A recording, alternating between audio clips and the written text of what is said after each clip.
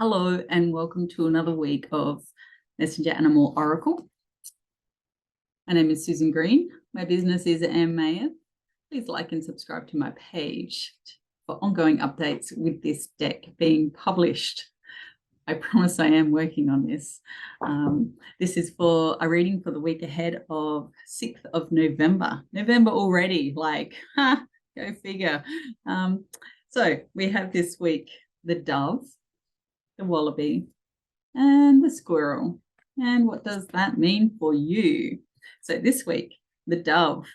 Dove's always associated with peace and tranquility and what you have to do to allow that peace and tranquility. But this week coming forth feels very much aligned to the physical body and possibly what you're trying to heal within your physical body.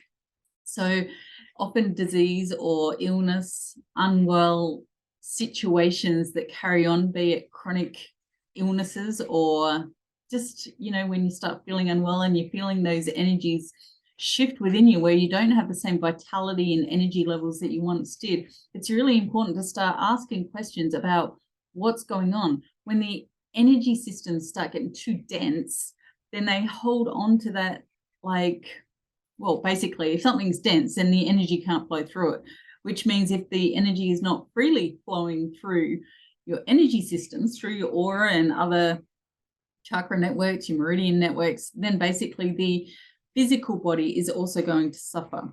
So the suffering comes forth then in illness. It slows you down, it makes you heavy, it ages you more quickly. Okay, so this is an indication that it's time to do some self-love practices for your body. So when you infuse and you imagine bringing that sense of energy of love, of just lightness, and you can almost envision the light coming from within the very center of each cell, the heart center of every cell, and it lighting up from the inside out, and it bringing this beautiful vibrancy, vitality of healing into every cell, which radiates and ripples out into every organ and every body system and the communication pathways between those organs and systems. And in that, it's cleansing the densities away, all that dense emotion, all that dense stuff that just blocks you from living in positive transformation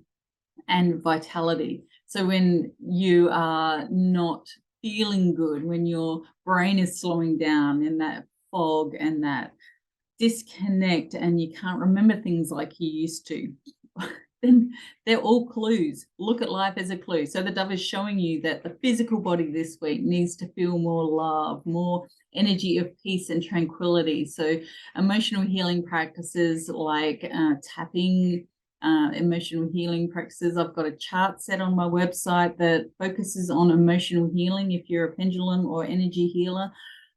There's lots of different ways that you can work with releasing that stuck energy, negativity, and trauma that's held within the physical body. And this is sometimes not even your fault because it can be ancestral, it can be evolutionary, and it's just the scars that have carried through that are impacting you now. But this is an indication that it is time to let go, to self-love, to feel your body, fill your whole mind, body, soul with light, and allow that to expand from the inside out. So you are releasing the densities and existing in this sense of peace and tranquility that allows you to flow into more clarity, more healing. It's like a healing activation when you do that, which is pretty awesome. The wallaby.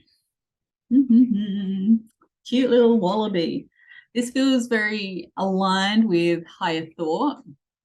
Okay, so higher thought and that intuitive knowing, that connection of self to everybody else as well in life. Like, what are you seeing? What are you connecting to? What are you flowing and aligning with?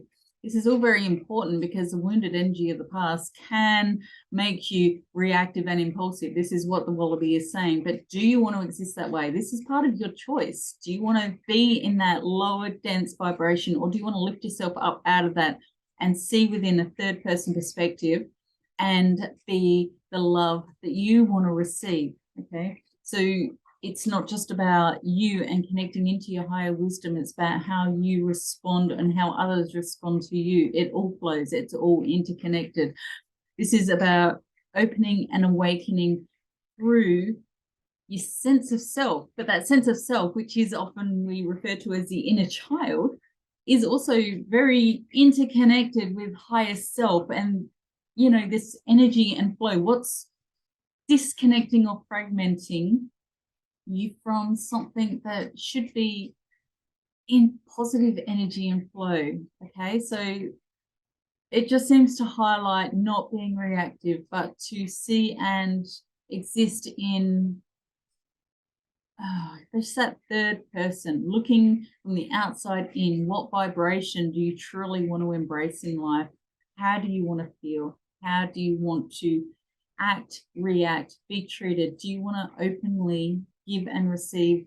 Or do you want to live in those denser emotions? Okay, so all this is held within higher self. And this is, I guess, the tough part, because the vision and energy you hold, sometimes you don't even realize, because those karmic ruts are so deep. But it's not until you consciously recognize that the energy around you and the relationships and what is good and what is triggering from something else, then you allow through the shadow work, the toxic energy to release. And so you become then intuitive and triumphant, and you live in joy. Okay.